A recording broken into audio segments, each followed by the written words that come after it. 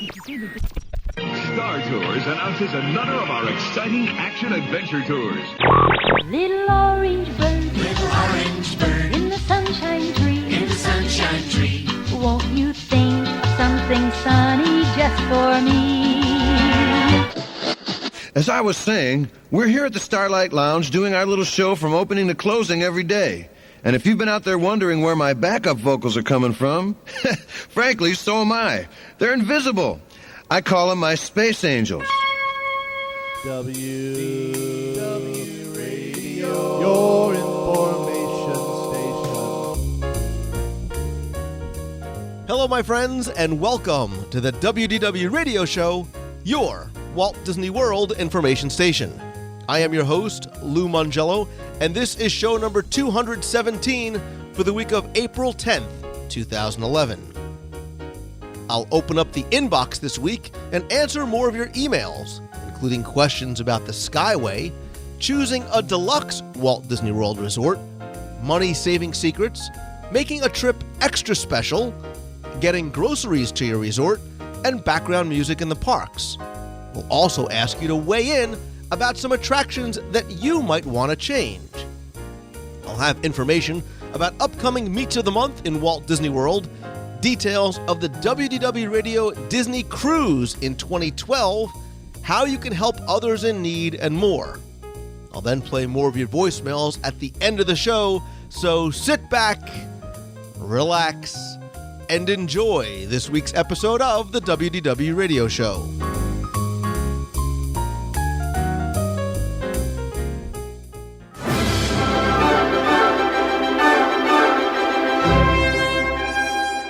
I love being able to share not only my passion about Disney with you on the show, but hopefully enhancing your Walt Disney World vacation experience, whether it's by introducing you to overlooked experiences in the parks, details, stories, or even the history of what once may have stood in the parks you enjoy today. I also like to help you out with your vacation planning as well, and when I do, I love being able to answer your individual listener questions on the show, because chances are you're not the only one that probably has them.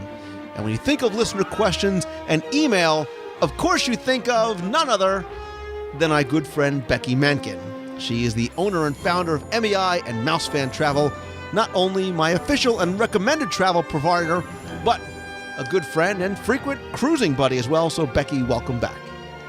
Thanks, Lou. It's great to be back. And I got to say, we've got so many questions. I don't know how you're going to pick. And the interesting thing about the questions, and what I sort of alluded to, is sometimes when you think you get a very unique question coming in via email, a week or a month, sometimes even a year later, a very similar question comes back. So while the questions are specific to the individuals that ask them, sometimes they are very representative of many people that have similar or sometimes even the exact same question, especially when it comes to food. And they're so good. I mean, a lot of these questions are, well, and the food is good too. But the questions, okay. The questions are great. So in no particular order, other than the way that I've outlined them here, let's get right to Jason from Cincinnati's question, because we've got a lot to get to. We're going to try and roll through as many as possible. Jason says, Lou, love the show, which is always a great way to start, and be sure and get your question answered on the show. He said, my wife and I are leaving for our third Disney trip to Walt Disney World soon. We recently purchased a flip video camera, great idea, by the way, that they're going to be bringing to the parks. I can't seem to find any official word on what attractions we are allowed to film on. I've heard we can't film any pre-shows or footage that has copyright. Do you know the official stance on filming attractions? Thanks for all your hard work. You helped us get so much more out of our time in Walt Disney World. Again, that's from Jason in Cincinnati. So, Jason, I'm going to put not only my podcaster and author hat on, I'm going to put my lawyer hat on as well. And I'm not going to give you the official line because I can't give it to you. It is a great question. And as a quick aside, I love the flip cameras. They're great for individuals or families. You can throw it right into your pocket or your purse. Great way to capture memories. And a lot of the little handheld point-and-shoot cameras have great video on it as well. As for the recording, for most of the attractions, it doesn't seem that Disney has any sort of set policy. So if you want to go and ride Goofy's Barnstorm. Well, you can't ride Goofy's Barnstorm anymore. So that was a really bad example. But if you wanted to ride the Tomorrowland Speedway, you can bring your flip camera with you and videotape your son trying to reach the wheel, or me doing the same thing. There are certain attractions, Becky, that when you sit down or when you get in, it says no flash photography, no videotaping, Carousel of Progress, the pre-show to Stitch's Great Escape, two that come right to mind as long as we were in Tomorrowland. Right. And there are many specific ones, like you said, they tell you right away, or there's signage that tells you no videotaping, et cetera. But it does raise an interesting point, because technology is going so fast. And sometimes their rules and their regulations and the things they tell you don't keep up with it. And being able to just easily record from, like you said, a regular camera to, some of us that walk around and record using our camera phones, it just seems to be going faster than they can keep up with the signage. Yeah, and again, if you're trying to record your son or your child enjoying an attraction, I think that's one thing. Trying to record the Carousel of Progress to put it up on YouTube is probably something else. And yes, there are very many copyrights that come into play regarding the actors and the music and the voiceovers and so much more.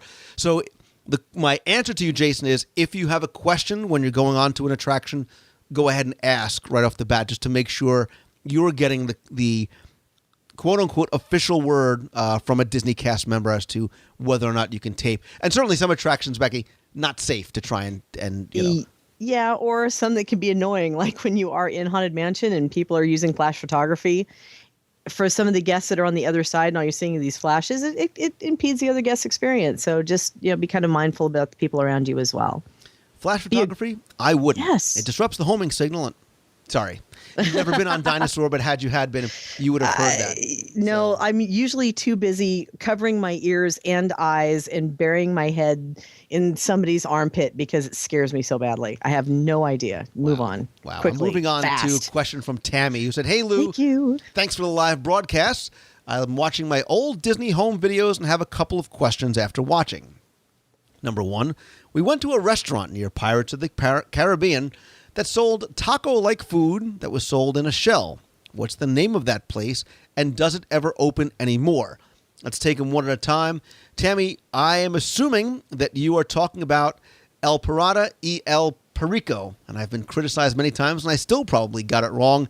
It is currently, as of just a few days ago, when we're recording this, changed. It closed for a while. It is now reopened as the Tortuga Tavern Restaurante.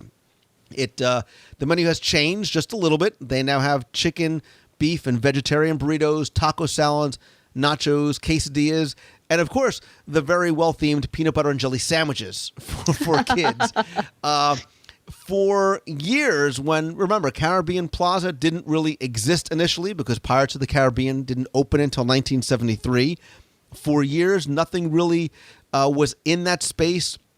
That it later opened as the El Pirata y El Perico in probably around early 90s, maybe 92 or somewhere around there. And again, it didn't change. And it did always serve, again, that sort of Mexican, Spanish-themed type fare in keeping with Caribbean Plaza. So I'm assuming that was where you guys ate when you were looking at the video. The second question is, your dad wants to know what they've done with the two Skyway buildings since they closed. What do they use them for now? It's a simple answer, and it's nothing. Well, it's a two-part answer, nothing and gone. I say nothing because the Skyway to Tomorrowland building, which occupies a space at the far end of Fantasyland, right before you go under the archway into Liberty Square by It's a Small World. That building is currently sitting empty. It does nothing. They do have some character meet and greets, some stroller parking. You can purchase Christmas trees there in the wintertime. The Skyway to Fantasyland building, which was in Tomorrowland, on the opposite end, was torn down a couple of years ago and rebuilt. It was sort of restrooms on the bottom, and it was a Skyway terminal up on top. It is now just restrooms, unfortunately. And there's been rumors, Becky, for a long time about what might be happening with the Skyway to Tomorrowland building in Fantasyland. It's an odd shape, sort of sitting where it is. I'm thinking Alpine Village, German chocolate candy store. I would be all for that, especially. I if knew they had you some would dig caramel. it. I knew you would like it because it's not a scary ride and it involves chocolate. See, but I gotta say, I am one of those people that sits over in the corner and secretly wishes to bring the Skyway back. Listen, I Just do saying. as well. It was such a unique way to view the park and to Right. look down on it. Now, could you imagine with the expansion of Fantasyland, the kind of views that you would get? Wow. You can Google images. I know I have an article up on the site about the Skyway and some images on there as well. I'll try and link to it in the show notes this week. It was one that I thoroughly enjoyed as a kid. I remember my dad liked it as well. There were some operational issues with it as far as disabled accessibility and load times and things like that. And I think as we got older and kids got older, sometimes they got a little feisty up there, and the Right. temptation would be very easy to drop a bucket of popcorn or a I didn't do chocolate it, I shape on top swear. of It was Becky's not me. head below. So, yeah, but the whole story of the Skyway, again, I'll link to it in this week's show notes. Moving over to Greg, he says, "Hey Lou, love the podcast. So thankful for the work that you put into the show each week. My wife and I will be sailing on the Disney Dream in May 2011 for 4 nights to the Bahamas and beautiful," I threw that in, Castaway Key. "We won't have our kids with us. We thought we would top off a trip with a 2-night stay in Walt Disney World. We've never stayed in a deluxe resort before and think this is the perfect time to do so." I agree. "If this was your first time being able to stay in a deluxe resort, which would you choose?" Becky, he's deciding between Beach Club, the Polynesian, or the Wilderness Lodge. "Having just come off the cruise, we don't know if we would be wanting to extend the beach theme week with a stay at Beach Club or the Polynesian, or go for a different outdoorsy type setting in the Wilderness Lodge, or maybe the Swan or Dolphin. So many options. Thanks again, Greg." Becky, don't think about it. Right out of the box, what was the first thing that came to your mind? I wish I knew how old the kids are, because that really does kind of drive my thought process. But I think the Yacht Beach Club. Well, remember, Beach Club scenario, they don't have their kids. Oh, I'm sorry, because I was looking at that, and when you said kids, I was going having the kids with them. So it's just the two of them. My apologies. I wasn't listening. Sorry. So that's gonna move things around a little bit. All right. So they don't have kids. They've never stayed at a deluxe, right? Correct. 2 nights after a cruise. I told you not to think about it, and now you're thinking about it. But I am. Because, man, well, for me, Beach Club goes right there, because you only have 2 nights, right? And you want to be able to enjoy some of the parks. If it's just the two of you, then you've got, and I know that they're saying that they don't know if they want to extend that beach time, but you can walk right into Epcot and enjoy some fabulous meals right in that area, see the fireworks without having to worry about getting around. That kind of comes to my mind right away. If they're thinking about spending more time at the resort itself, then obviously the Wilderness Lodge is extremely romantic, and it is beautiful at night. So I would lean that direction if you're not planning on spending a lot of time in the parks, but more relaxing together and enjoying the resort atmosphere. You? I tried to immediately eliminate one, and I couldn't. So the first one I was going to eliminate was the Polynesian, saying, well, it's on the Magic Kingdom monorail loop. It's great theme for kids and families. But you know what? The Polynesian, too, can be incredibly romantic if that's the kind of post-cruise vacation they want to stay. You can get a beautiful longhouse right by the water. You can watch the fireworks from the beach. There's this wonderful restaurant there. Lots that you can do at the Polynesian. I did first go over to the Beach Club, again, because of the location, the dining options that are in the area. You mentioned the Swan or Dolphin, some of the dining options there and on the boardwalk. Wilderness Lodge, too, gives you very much a different escapist type environment. So especially if you do want to spend time just enjoying the lodge and maybe enjoying the pool, maybe want to take a boat out, do something like that, I think the lodge is a great option. I think I would probably lean towards Beach Club because it gives you the most flexibility to do as much or as little as you want. So if you want to Right. just spend time together at the quiet pool, you can do that, have some nice meals. But if you do want to go to the parks, go see illuminations, walk over to the studios, you can do that as well too. Okay, a happy medium. If they're trying to get away from the beach theme, they could also go to Yacht Club, which has a little bit less of the beach scenario. So they with the just get dark off a woods ship and and the- should go to the yacht club. Hey, come on! The ships are different. Yeah, it's the Disney Dream and like a dinghy. So sailing yacht club as opposed to a big cruise ship. Come it's on, a vessel on the water. And work with me, go with me here. We're talking beaches. Ah, I don't I think give that they up. can go wrong I with don't either. any of those options. I So don't either. I think if they pick any of the three, it's going to be a wonderful experience for the two of them. I agree. Greg, I would love to know what you guys end up choosing and what you thought of it as sort of a post-cruise mini vacation. Michelle writes and says, "Hey, Lou, just wondering what you might choose. Here it comes, Becky, for a sit-down dinner. If your spouse has never been to Disney," she writes, "gasp the horror, I know, but you're hoping to take a really quick anniversary belated Disney Moon trip. They're staying 3 nights at Pop Century with free dining on our anniversary. Nice. She'd like to keep the cost around $100. Under would be awesome. My sit-down dining has always been character meals with my kids, so I don't really know anything about grown-up dinners. I was sort of thinking Ohana might be nice during Wishes if we're lucky enough to get a reservation, but I'd prefer outside the park dining, as we won't have hoppers, and are actually our anniversary falls on our Hollywood studio day. Thanks so much for taking the minute to answer. Love the show, Michelle. Ooh, wait, I have a question too. Maybe Becky can help with this one. That's exactly how she wrote it. If I get the package for 2 adults, but I have leftover tickets, 5 days tickets. worth, there you go. Can I change the ticket that comes with the package into two 2-day tickets that my hubby can use for the 4 days, divided by pi, since I won't need to use them again? Let's go through that again real quick.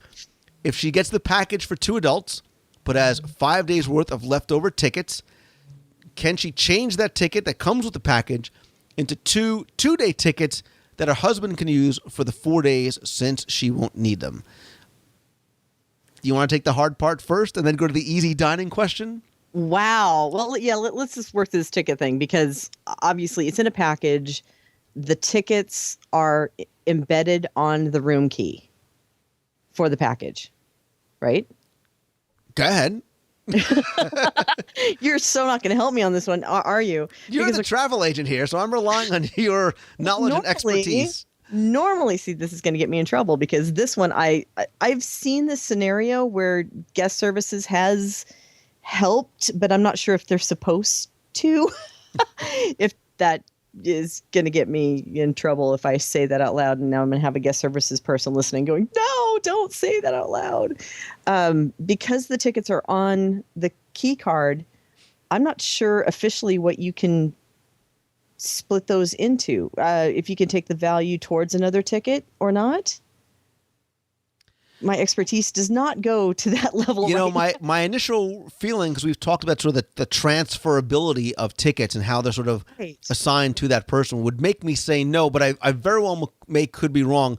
Michelle, I would definitely inquire with Disney when you get your tickets Right. to see or Yeah, and that's kind of why I'm hesitating here, because while that ticket is embedded on your key card, I have, again, in some situations, guest services has applied the value to other ticket media. Now, if that means a ticket media for that individual or for I don't think it's supposed to go to someone else, but as you can tell, I'm kind of floundering here because I'm not sure what the actual answer is. Yeah, I think that's one of the ones where you need to find out directly from Disney when you get or book your package. But sorry, Michelle. We can help Michelle with dining. So again, this is an anniversary, a belated Disney Moon. Again, your spouse has never been to Disney. She's used to character meals with the kids, but she wants to do something, and I'm getting the sense that you can either go for the let's have an adult romantic dinner, or listen, my husband's never been to Disney before. I want to give him the Disney experience. I know she wanted to keep it around $100. I think if you order properly and maybe split an appetizer or two. I'm very high right now on Todd English's Blue Zoo over at the Dolphin. It was such a good meal. I almost wept that I went back again. You saw me, just hugging my miso glazed Miro fish and how good it was. I think that's a great option. I think Il Molino is a great option. I think Flying Fish is a phenomenal option. I'm picking areas that are on the boardwalk, again, because you can make that sort of a nice adult evening wandering the boardwalk. You can go to Jelly Rolls or Atlantic Dance Hall if you want. Maybe take an Illuminations cruise if you feel like really doing something special. Right. And she mentions Ohana, but I know that it sounds really good to go and watch Wishes and go to Ohana. But honestly, if you're trying to get away from the kids and you're trying to have a romantic meal, just the two of you, that's not going to be Ohana. It's a whole different atmosphere. It's going to be great if you wanted to have your family, and it's a great family environment. It's great for a bunch of friends. It's great for families. But if you're looking for romance, I'm not sure Ohana is going to meet that need. Your suggestion of going to the boardwalk or that area in general is really good, because you can go enjoy a really nice meal. You can, if you have your park tickets, you can go in and see illuminations if you're looking for fireworks. And then, of course, there's just the entertainment on the boardwalk and the other wonderful places that you can stop for an adult beverage. It's great to just stroll around the whole area there. I want to throw out just a couple of other options, because you know me, when you give me a simple answer, and I'm going to give you like a top 20. A couple other things, because he's never been to Disney before. Let's talk about maybe bringing him to a couple of other restaurants at resorts that might maybe introduce him to the Disney experience. So you can have a very wonderful, elegant adult meal at some place like Artist Point at Wilderness Lodge.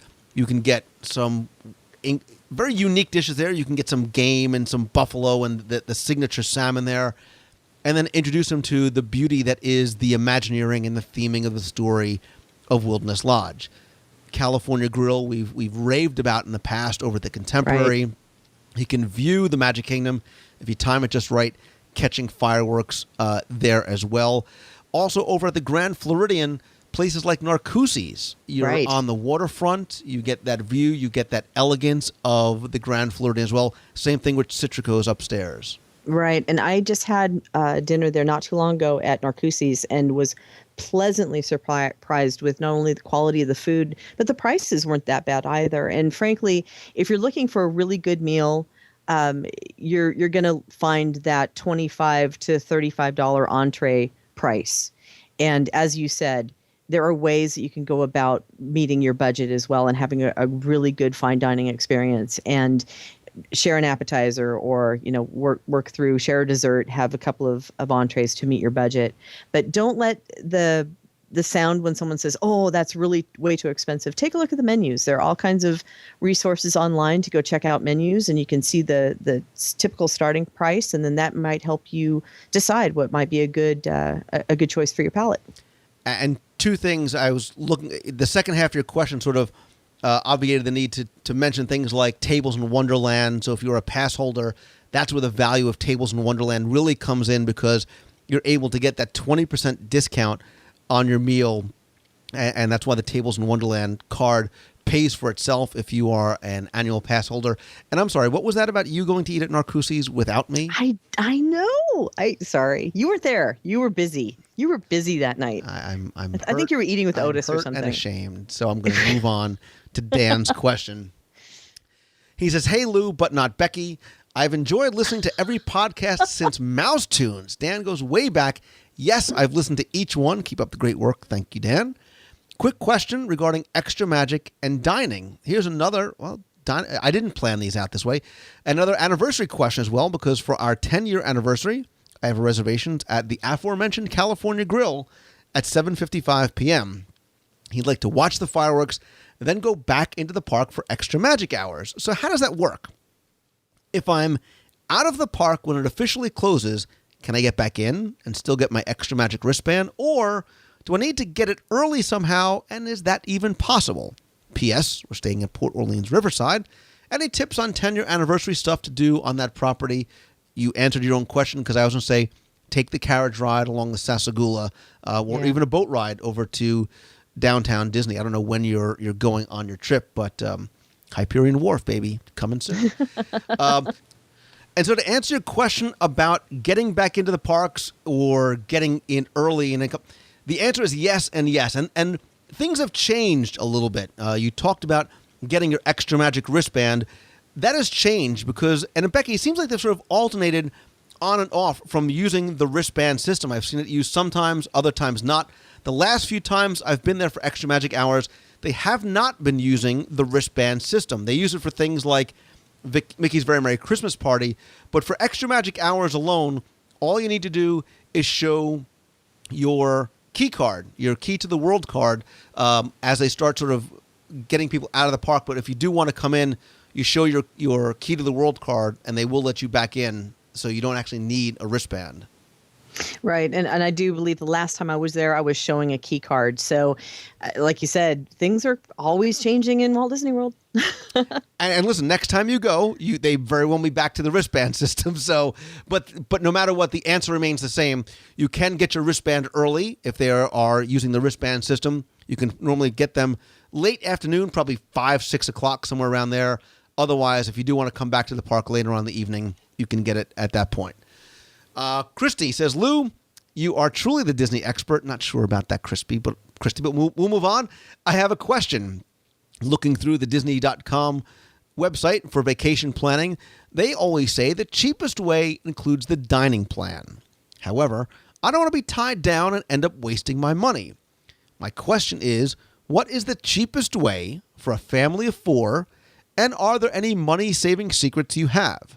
I was hoping a 6-day getaway in November. What would be the total dollar figure? I feel like you'd have a better answer than Disney. I found your radio show, and wow, you're passionate about every nook and cranny of Walt Disney World. Keep up the good work. So, Christy, I may disappoint you in your question because you asked things like for dollar figures, etc. Really impossible because there are so many factors, Becky. I'm sure you're nodding your head in agreement. But as far as least expensive ways to go and money-saving secrets, especially as it comes, let's talk about it in relation to the dining plan, because she makes a good point that some people use the dining plan, or they get the dining plan, but they don't use all the credits. There's almost too much food, so maybe that's not the best way to save money, depending on how Christy and her family goes on vacation. Exactly. And that's one of the things that when Disney came out with the dining plan, in the recent years, they created the quick serve dining plan and, several different versions because they found out that families don't always use it the same way. And if you don't use all the credits, then you aren't saving money. You're wasting money if you're not using the credits properly or a way that's going to meet your family. So I've seen a lot of different stats and people trying to run the figures on are you saving money or are you not saving money? And Disney says in their marketing that the typical family on the standard dining plan can save up to 20% off dining. Well, if you use the credits a certain way, that's true. We've also seen some stats, though, that it might save you on average, an average family of 4, about $5 a day. So while it's not a huge amount of savings, $5 is still $5 of savings. But her point, Christy's point, is that she didn't want to be tied down to what she could or could not have. Or you might have credits and realize, as much as many of us like popcorn, someone else may not want to use that, and the snack may not be available to use when they want to use it. So I would say for her, if she's already feeling like, I don't want to be tied down to this, I'll end up wasting money, I want to dine the way I want to dine, then maybe the dining plan's not the best idea for them. Right. And look, if they're looking for the least expensive way to go to Walt Disney World for 6 days, there are a lot of things you can do, and dining is one of them. Look, some people don't want or need a full-blown breakfast, so a Pop-Tart in the room is enough for their family, or a bowl of Cheerios for the kids is enough to suffice. Maybe they don't want to have a table service meal every day. They have a big lunch and a light dinner. That's one way to save money. Certainly, the time of year you go, the resort that you stay at, all those things play into a factor. And Christy, this is why, and I'm not saying it just because she's here, but this is why using a travel agent like Mouse Fan Travel will help you with that. Say, look, we want to go on a budget. we're flexible in time. We're flexible with this.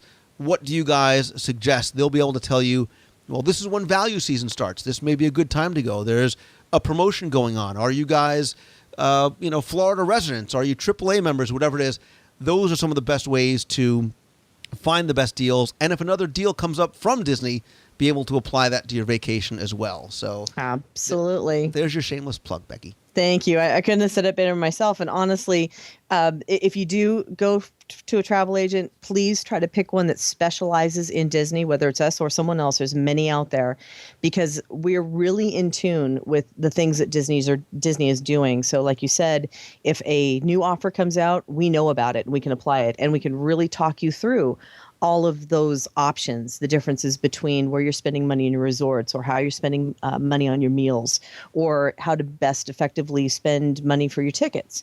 So find someone who really specializes in Disney, and they'll be able to help you. Awesome.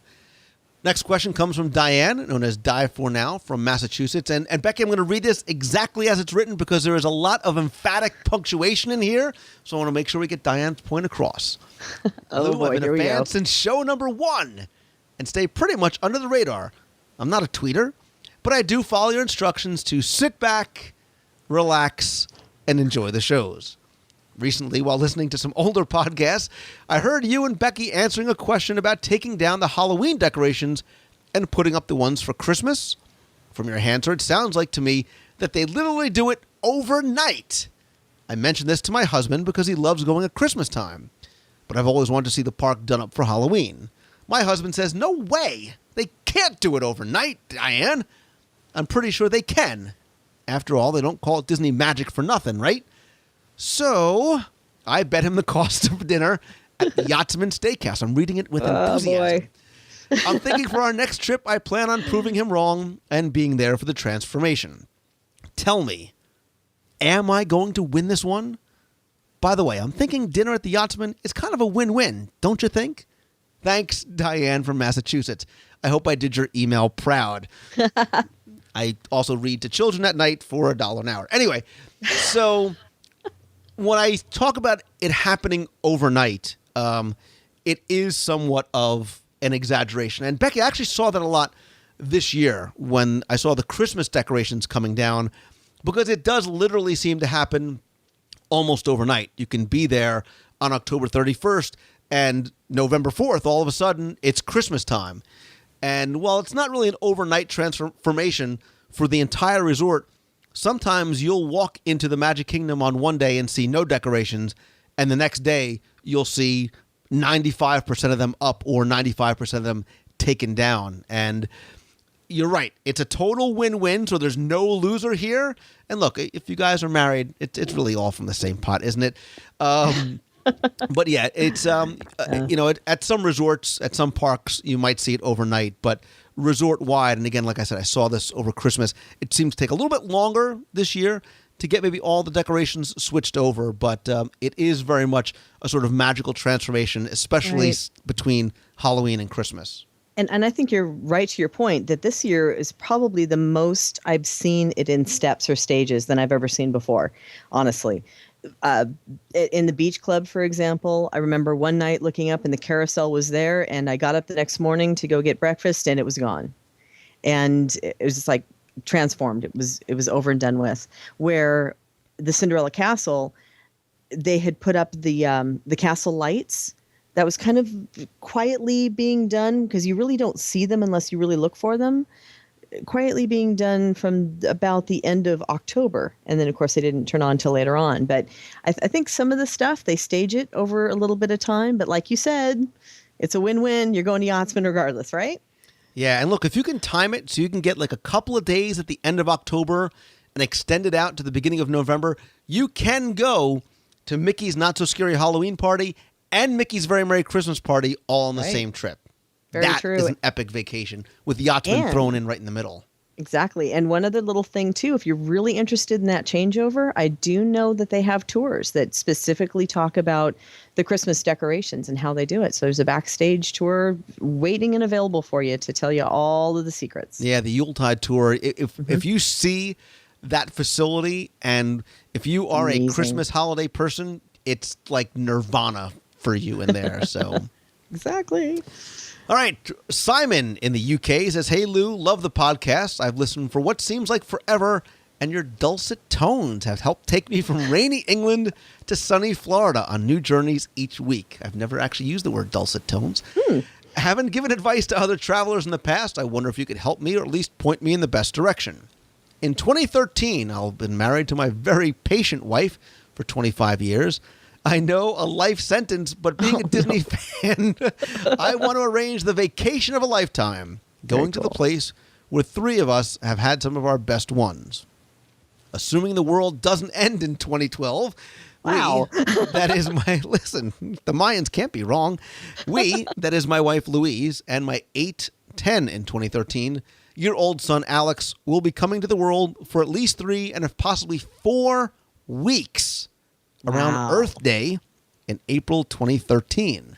Nice. Having stayed on and off property several times, the last 2 at Port Orleans French Quarter and the Riverside, I'd love your thoughts on how I could make an extra special one with some suggestions on not only where to stay, but what we could do. I love the parks, and my wife couldn't do any more than 2 weeks. Of course, I could. How easy is it, and this was actually what I was going to almost suggest, to fit in a Disney cruise? I know it's a long shot, but if you could point me in the best direction, bearing in mind I want to start planning now, I would be forever grateful. And that's with kind regards from Simon Clement in the UK. Simon, okay, let's assume for argument's sake the world's not going to end in 2012. I'm banking on it, but in case it doesn't. Too. I think it's great that you were able to look that far forward, and I guess coming from overseas, sometimes you need to look a couple of years out to come for possibly 4 weeks to Walt Disney World. I think the idea, Becky, of a Disney cruise, maybe breaking up that vacation is a phenomenal idea. Certainly a very easy and enough time to put that in there. Oh, I totally agree. If they're going to spend 4 weeks here, having a cruise in the center, that kind of gets away from our previous arguments about whether to go to Walt Disney World pre or post, huh? If you do a cruise in the center and he's asking how easy it is to fit in, it's extremely easy because Disney offers some great transportation options that pick you up from your resort, take you and your bags to the cruise, you enjoy your cruise, and they can return you back to your other resort. So I think it's a fabulous suggestion to give that a shot if you're really into cruising. And in addition, 2013 really isn't that far out when you talk about booking a Disney cruise, because right now it's what is it? We're in February, right? Or March or April or wherever we are. We have to we're booking 2012 currently. So 2013 is right around the corner. And he's got a lot of opportunity, I think, in 2013, because by then you've got not just the Disney Dream, but the Disney Fantasy. And who knows where that might be going and for how long. You are also probably going to have, hopefully by that time, or I'm not sure exactly when it's going to, the Art of Animation, a new resort, is going to be coming to Walt Disney World.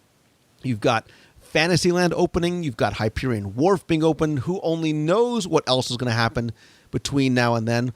The one thing that you might want to do, and it's a little bit of effort, but Disney, I think, makes it very easy. Becky, you could tell me if I'm right or wrong. Is if you are going to come for 4 weeks, you have a great opportunity to tour Walt Disney World. And by that, you can do a little bit of resort hopping. So if you've stayed at Port Orleans, you've been to Riverside, maybe you have, this is a chance to say, hey, you know what? Let's go try Art of Animation. Let's go try Coronado Springs for 4 days. And then Disney will move our bags. Let's splurge. Let's do the Polynesian for 4 or 5 days. Or Louise's favorite thing is, you know, the boardwalk. She'd love to go to stay at the boardwalk. Let's do something special. You could even surprise her, Simon, and not even tell her. You guys go out to the park one day. You say, come on, honey, let's move from Pop Century over to the boardwalk for, let's go over for dinner, not knowing that you've already moved all your bags. You've had Disney Floral and Gifts bring a beautiful basket and bouquet, and surprise, surprise, I've gotten you a cottage at the boardwalk for a couple of days. Wow. Romantic, that Lou Mongello. I was going to say, listen to you go. Oh my gosh, that is such a great idea. That's assuming that Simon wins the lottery, by the way, between now and that the world doesn't end. So But even the move, I mean, that really is a great idea because Disney does make it pretty easy for you to do that. They do transfer your bags. They do transfer things for you. So if, you could kind of work with somebody to help with that little move, that would be a wonderful surprise and suggestion for such a great occasion. And you know what? He's going to be there for 4 weeks, right? 7 times. Yeah. He's been married for 25 years. Oh, boy. Every day, Simon, you make sure that you either have something delivered or you put something special in your room for 1 day of each of the 25 years you've been married. Now, see, that's a really great idea. But do you know how many husbands you're getting in trouble right now, Lou? Guys, I'm sorry. Girls, turn this off quickly. What a wonderful idea. There's so many options. Obviously, you had mentioned Disney Florist, which is a wonderful job of making things really magical and special with gifts that can be done in the room. There can be things that aren't that expensive that you can create on a daily basis to have a little magic. So 4 weeks. Listen, you go to one day you get some chocolate from Ghirardelli, and the next day you get some caramel from the Caramel Gucci store in Germany. I don't even know how to pronounce it. I don't know how to pronounce it. The Caramel store, the Werther's Caramel shop in Germany, and you get her a Duffy Bear the next day because they are so cuddly. And yeah, the possible. Listen, Simon, hit me up on the phone. I'll help you out. Anything you need. Moving on to Riley from Kansas. Do I have to read it like it's written? Dear Lou and Becky, Riley writes, huge fan, Becky. Oh, I like him. You are related. Riley's last name is Mankin, obviously. I am going to Walt Disney World June 2nd, 2011. Thanks, Dad. Hope to see you there, he says. With our tickets, we chose the option of the water park fun and more, and also park hopper. I like how you roll, Riley. I'm now wondering if I'll be able to go to Blizzard Beach, then head to Beaches and Cream for lunch. Will I be let back into the park, or will I have used my water park admission with entering the first time? Then, is it possible to use snack dessert credits to get the kitchen sink, or is that an OOP item only out of pocket? And if you can use credits, then how many will it take? 17 dining credits for the kitchen sink. I kid. Thank you a lot, Lou and Becky. Again, Riley writes again. Becky, huge fan. Wow. Thank you, Riley. That you just made my day. That's very, very cool. I'm smiling now. But I have bad news though, because I don't think you can use the dining credits for the kitchen sink. It's not on the dining plan. But you know what, Riley? Becky brings you bad news. I bring you good news. That you can go back, from what I understand. You can leave Blizzard Beach and then go back in. See, you had to steal my thunder there. Absolutely. I was going to do the bad news, good news thing. You just swept right in there and grabbed it from me and ran with it. Remember who brought you the happiness? Who brought you the happiness on this trip? Wow. We're all huge fans of. How about this? Becky. Lou's going to buy you the kitchen sink. So, hey, win-win. Riley, here's a better idea, Riley. You know what? It's not going to cost you anything for your kitchen sink. Oh, you want to know why? Where you're going. Because, Riley, you're going to eat it all, what is it, within a half hour? An hour? I think you have a half hour to eat the kitchen sink. If you eat it all by yourself within, I believe it's that half hour time, it's free. So there you go. Yeah, great. Kill my fan. Kill my only fan. You can roll yourself back to Blizzard Beach from Beaches and Cream after that. So, and yeah, hope to get to meet you when you're down there in June. Who knows, maybe we'll have a meet of the month right around that time. Next question says, hey Lou, I remember looking online, whether it was a Disney blog post or on the Disney World website, but it talked about buying groceries before you arrive at your resorts for resorts that have kitchens and such. But I can't remember if it was just for villas or if it was also for cabins at Wilderness Campground. Wish I could find that post. Don't know where to look. Hope you can help. Corey, we talked about money-saving opportunities when you're coming to Walt Disney World. And it doesn't matter where you stay, Becky, but you can buy groceries, and bringing groceries with you when you come down is a great way to save some money, especially if your resort has a kitchen. Yeah, absolutely. And yeah, the villa resorts, you can order them beforehand. Disney will deliver them and have them in your room. I don't think that applies to the cabins. However, if you're coming in, many of the town car services will stop for a grocery stop if you elect to go that direction.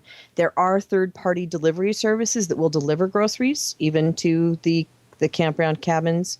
If I'm wrong that they do deliver the cabins, I didn't see anything. I have not seen anything about delivery there. When I stayed there, I could not locate any resource for the exception of having a third-party delivery service bring in. So that's about the research that I've done so far. Yeah, and again, there are multiple ways to bring it in again, but it's great to know about Disney's ability to get for the villas, for Disney to be able to bring those groceries, because I think maybe a lot of people don't realize that service is available. Yeah, and if you go on Disney's website, and or if you're working with a vacation planner or travel agent, ask them as well. They can provide a grocery list for you, and you can just check off what you want, and it's faxed in, and everything is waiting for you in your refrigerator and in your kitchen. It's nice. Awesome.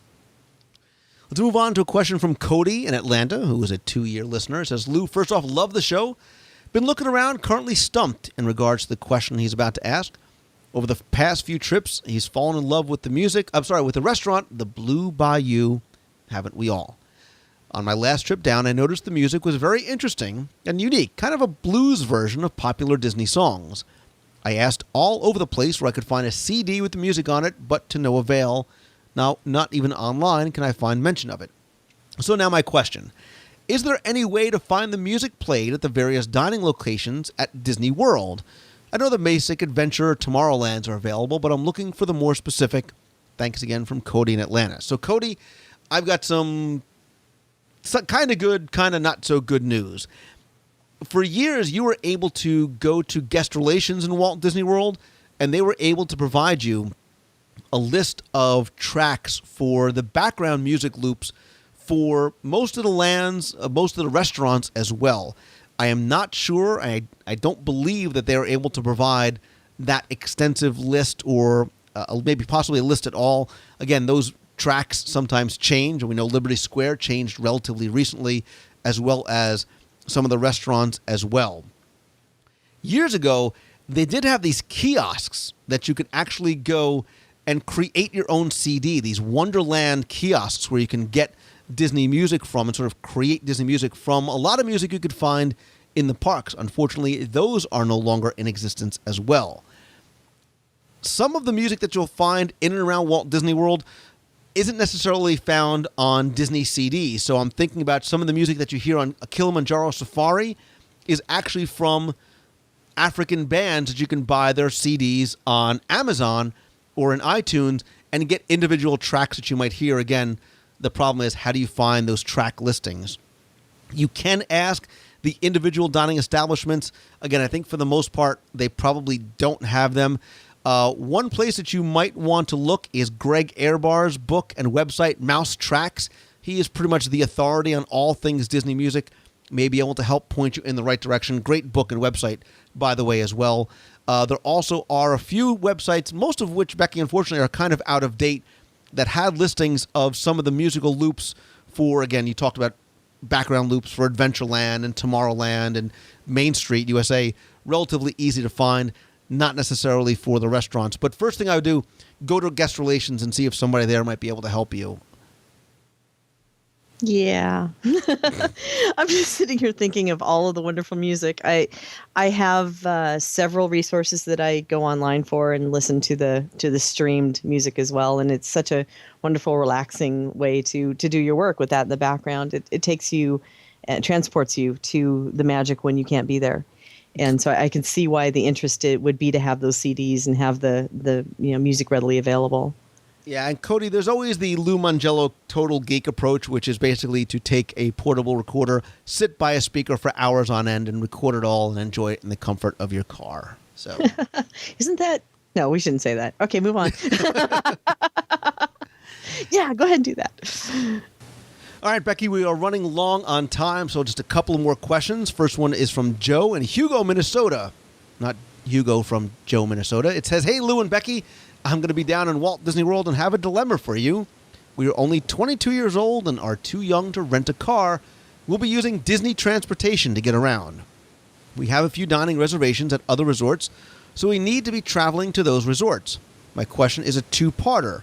First, for the price and all the differences that they have, which resort is better, Port Orleans Riverside or Port Orleans French Quarter? Second, is one better for the transportation aspect in getting around in Disney? Let's sort of take that second part first, because that seems to be one of their major concerns. The first thing I'd say, Becky, really is that French Quarter is much smaller. It's a much smaller resort than Riverside is. So if you're looking to get to the bus station from there, it's a very, very short walk over to the main building. For Riverside, which is much more spread out, there are, I believe, 4 depots. There's a west, north, east, and the main depot by the central building. So it might be a little bit of a longer walk for you there, but really not very much so it makes that much of a difference. Now, as far as resort for resort, which one do you like better? I got to tell you, Becky, for years, I was really a French Quarter guy. I loved the theming of it. I loved that sort of New Orleans feel. And I still do like the fact that it's very small. It is very intimate. I like sort of being able to wander the streets. You get the sense that you are in sort of a very fanciful version of Mardi Gras New Orleans. The thing that French Quarter lacks that Riverside does have, again, it comes back down to dining, is Riverside does have a sit-down dining location, which French Quarter does not. Riverside does have boat rights, which is full service, breakfast, lunch, and dinner. They also have the Riverside Mill Food Court, whereas the French Quarter only has Sassagoula Floatworks and Food Factory. I am a huge fan. I've become a much huger fan, and this is sort of where I've been requesting all the time lately, Alligator Bayou. I love Building 14. Alligator Bayou is my sort of go-to place, first floor. You get that very sort of sense, like Wilderness Lodge, even like Disney's Animal Kingdom Lodge, that you are transported somewhere else other than Central Florida. You get the sense that you are sort of at a fishing lodge somewhere. They are short 2-story buildings, very well themed inside.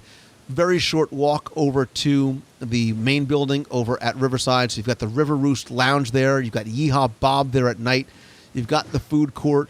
You've got the marina right there as well. So you can rent a boat, so you can get on a boat over to French Quarter or down to downtown Disney. You could rent bicycles if you want to go as well. So Riverside has quickly jumped to be my favorite of all the moderate resorts. See, and I agree with you. That's amazing, isn't it? Yeah, I know.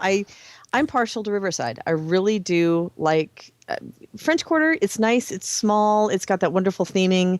But especially at night, I really enjoy walking around Riverside. It just has that special feel to it, like that Wilderness Lodge feel, like you mentioned. And, of course, it is nice to have easy access, especially if you don't have transportation, to boat rides. The food courts at both locations are very well done. And, beignets, what can I say, over at French Quarter. But so partial to those. However, I still am a fan of Riverside. I think that is my favorite. The last time I was there, I was actually in Building 24, which is the farthest building out over by, and I'm telling you, I felt like I was in the middle of nowhere. And I mean that in a good sense. Like I had a sort of a relatively long walk, maybe because I just wasn't parking in the right spot, to my room, which was on the completely opposite side, but facing sort of the preserve area. Mm-hmm. And it was really nice, like walking out in the morning and walking back late at night. It was a very sort of, calm, wonderful atmosphere that I really enjoyed. But again, Building 14 over at Alligator Bayou is my favorite, or getting over into Building 80 if you are in the mansions across the way, where you can sort of walk across the bridge past the fishing hole into the main location. And French Quarter, favorite building, Building 5. You're overlooking the pool. You're overlooking the Sassagoula. And again, I love the theming there as well, too, especially if you want something a little smaller, a little more intimate. And beignets. Do they still have beignets? Last time I was there, they did. Hopefully, it didn't take them away. If they did, I'm sensing I know. Research. All right, well, let's go. Let's go check it out. Because just don't wear anything black, because man, that powdered sugar gets everywhere. See, now you got me thinking about Disneyland, Ralph Brennan's Jazz Kitchen, beignets in the morning for Yeah. Expo. Anyway, I have to move on because I'm getting distracted by food. Last question comes from, he says, our very loyal fan, Daniel Roberts. He says, Lou, I've been thinking about the world's rides and attractions and about how after a ride, I'm often left wanting more, wishing I could have gone on and on. But there's the odd occasion when I think to myself, that ride went on a few minutes too long. So I was wondering, if you had one ride you could extend in duration and one ride you could curtail, which rides would you choose and why?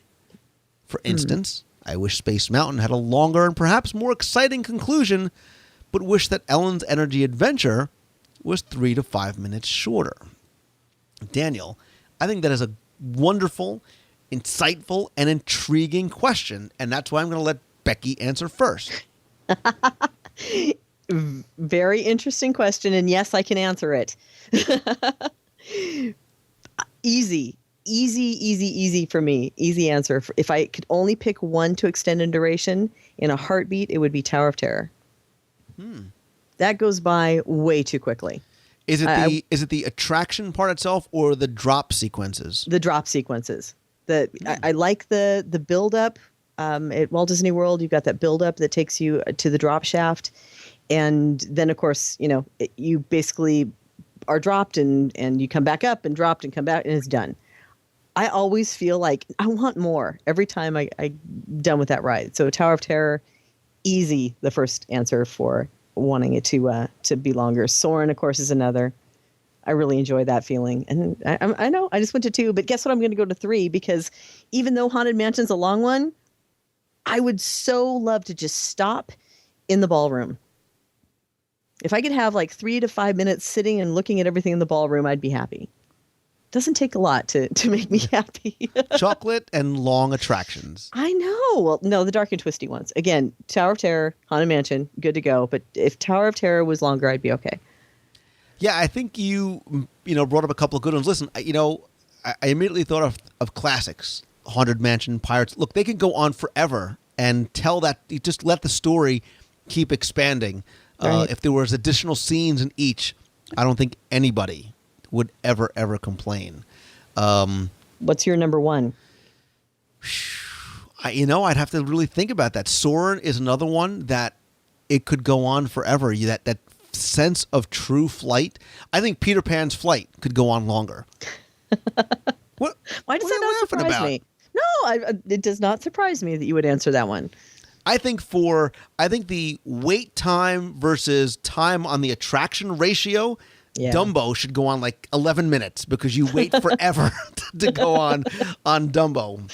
So true.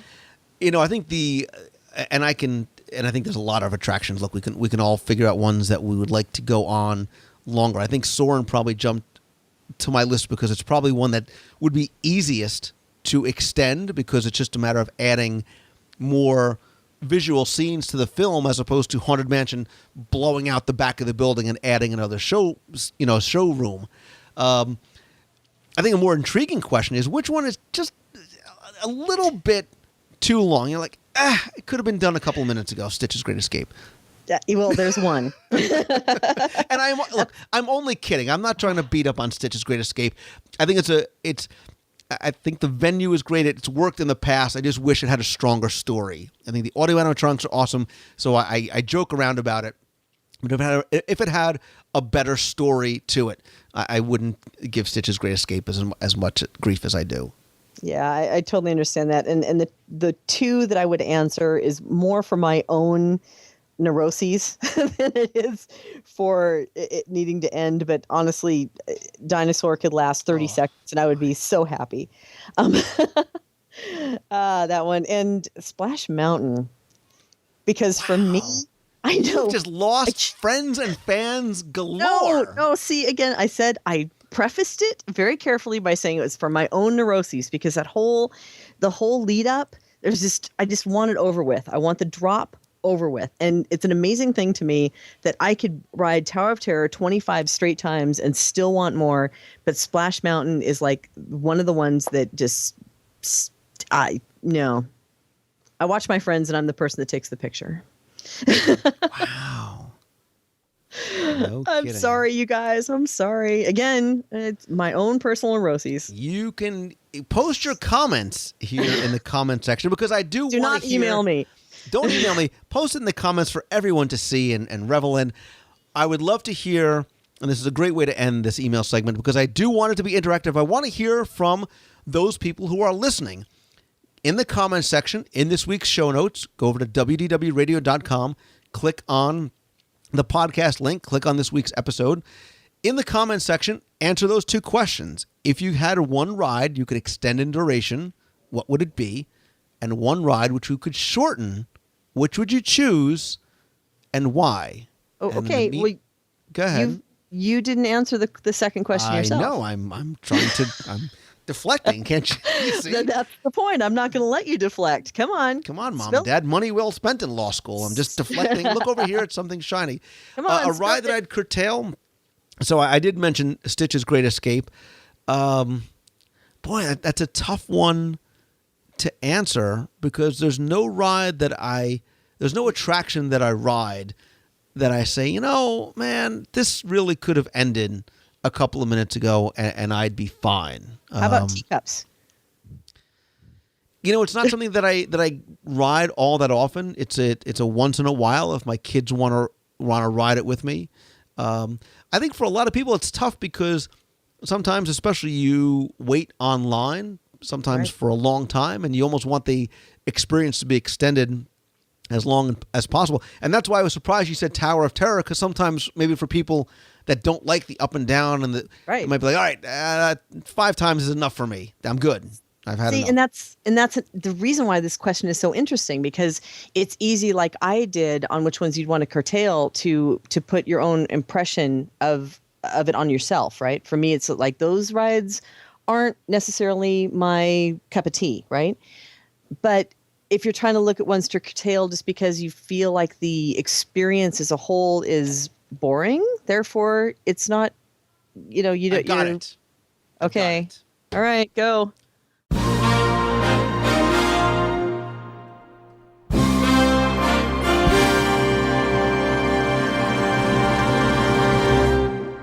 Sounds Dangerous, starring Drew Carey. There you go. Ta-da! I'll buy that. Cheering music here. I'll buy that. But you're Well, right. there's- The ones that you were going to mention are probably ones that are not your favorite attractions. Yeah, exactly. So I'm very Interesting question. curious because you know that there's ones that we're missing that we're going to see in the comment section and go, oh, how did we not think of blah, whatever Yeah. blah might be. See, and right now my palms are sweating because I'm thinking about the big dinosaur that's going to eat my head, or that I'm going to fall and get wet from head to toe on Splash Mountain. So that's all my brain can focus on is the things that make me uncomfortable, rather than an obvious answer that's sitting out there that we're going to see posted, which is going to be great to see what everybody else has to say. You are an interesting person, and I learn more and more about you through each of these email segments. But what I do know, Becky Mankin from MEI and Mouse Fan Travel, is that, look, you may be dark and twisty deep down inside, but if I was to plan my Walt Disney World, Disneyland Adventures by Disney, or Disney Cruise Line vacation, you would probably be the first person that I would go to, as Thank long as it you. didn't involve Splash Mountain or dinosaurs. So. Well, thank you, and of course, I've got your credit card number, so that kind of tells us right there that I should be planning something for you right about now. Right? Shows that I clearly have trust in you, as well as I really seriously want to impart to the listeners, because if you look, for a lot of people, there's nothing more important that they look forward to each year or every couple of years than a Disney vacation with their family. So that is why I, for many years, have put my trust in you and everybody in your team. So, and I appreciate you coming on and sharing what you know and some of the creepy stuff as well with the listeners. And some of my neuroses. It is my my hour-long therapy session with Lou Mangello. Thank you. I am so going to litter your room with dinosaurs. God, no, God, please. I got to go. Bye-bye.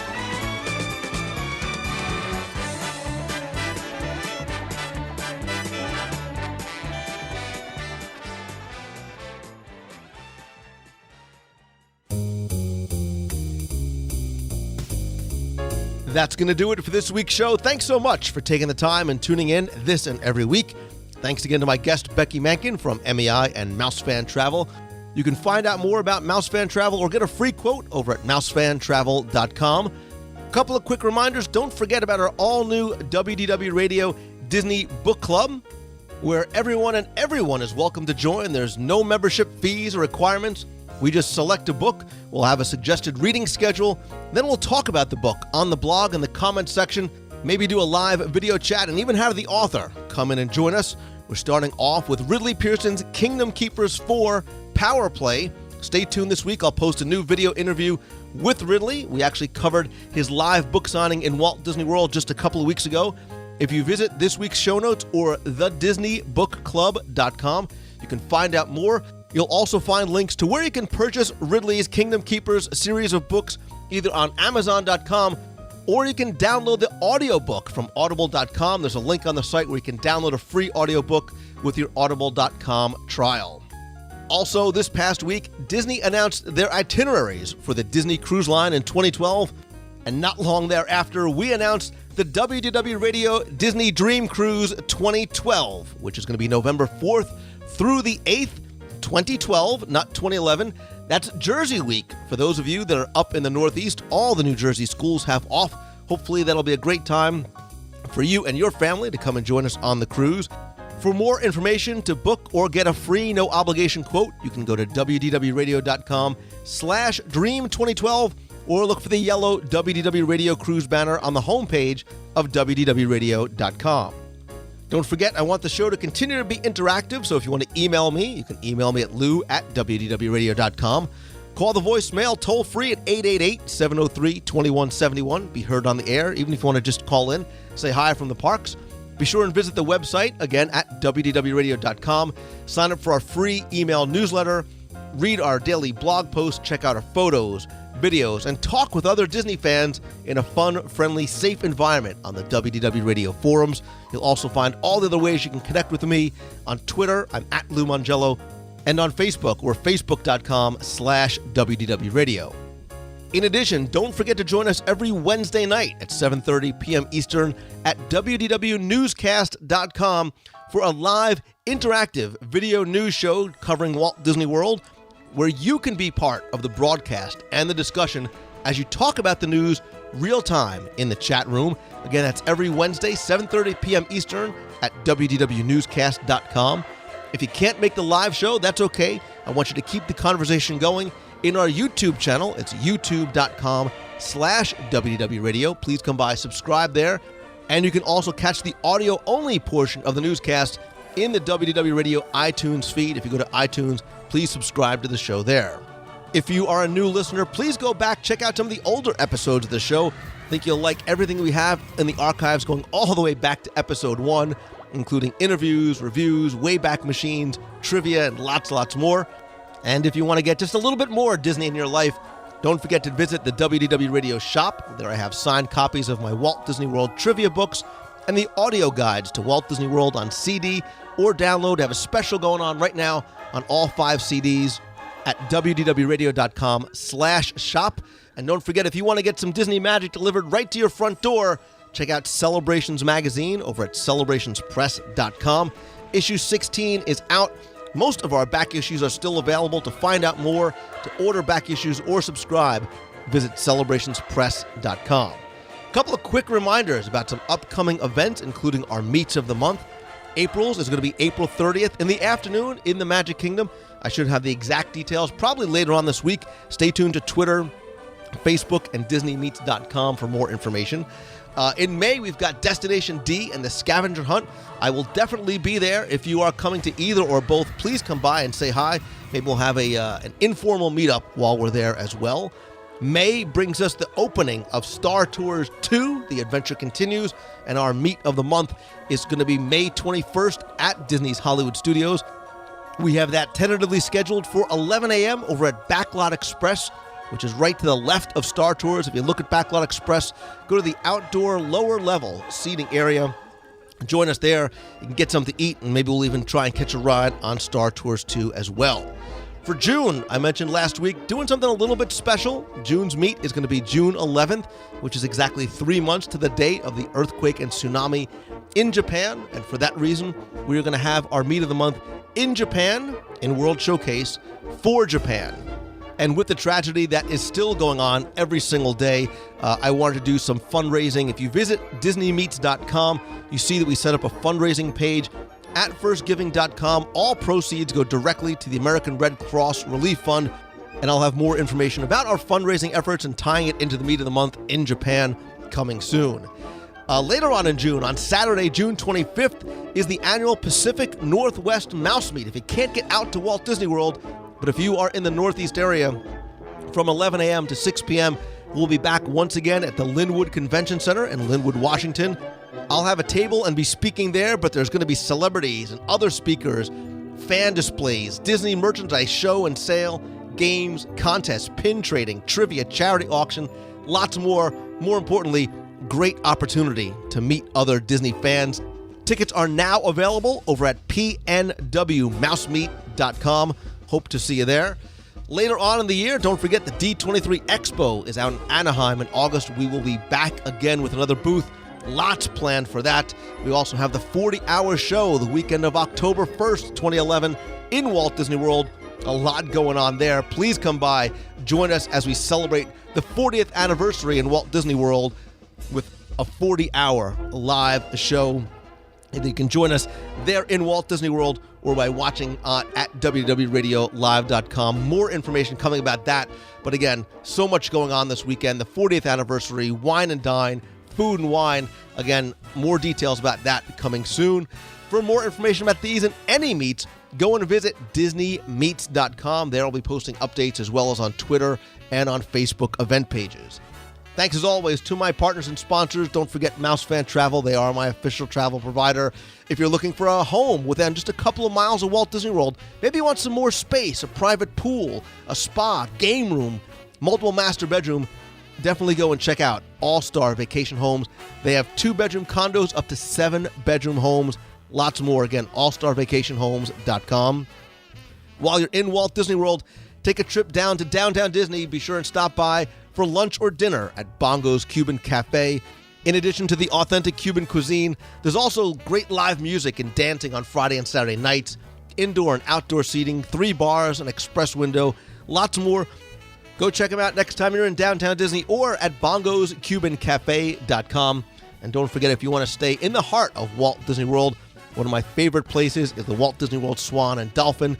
In addition to the incredible world-class restaurants, Oh How I Love You, Blue Zoo, Shula's, and Kimonos, I also love the Heavenly Beds. My wife loves the Mandara Spa. Lots of other Disney benefits and more. Go check them out over at swananddolphin.com. I think that's it. I'm sure I'm forgetting more. I know I'm going to have a couple of announcements, hopefully within the next couple of weeks for you guys. Some new contests coming back to the show as well. Been way too long for that. But as always, my friends, you are my friends. If you like the show, please help spread the word. Let others know about it. Tweet out that you're listening. Share the link on Facebook or on other Disney-related fan forums. And please come by, review the show in the free WDW Radio iPhone app over in iTunes. So until next week, I hope you find the inspiration to start pursuing your passion and following your dreams. And when you do, I hope that you always keep moving forward no matter what. Thanks again for listening, everybody. Have a great week this week. See ya. Hey, Lou, it's Todd from Jersey. Long time no talk. Just finished listening to the last podcast about top 10,000 water features in Walt Disney World, and I thought of 2. One which I thought you were about to mention at the end, but MGM Studios, Hollywood Studios, whatever you want to call it now, back on the New York Street area, the Singing in the Rain umbrella. We can take that great photo op with the water going on and everywhere. And also, I guess this would be what you would categorize as a, stay with me here, Tomorrowland in the Magic Kingdom. That large stone concrete ball that is suspended by water which you can't see. and you can spin that ball around as every hundreds of pounds that thing weighs with a little bit of effort, but not nearly as much if you didn't have all that water underneath of it. So stay with me here, I guess, on that one. Again, love everything that's going on. Keep making the shows. We're going to listen. Love the magazine, everything that's going on. We'll talk to you soon. Hopefully we'll run into you on our next trip in a couple weeks. And until next time, see ya.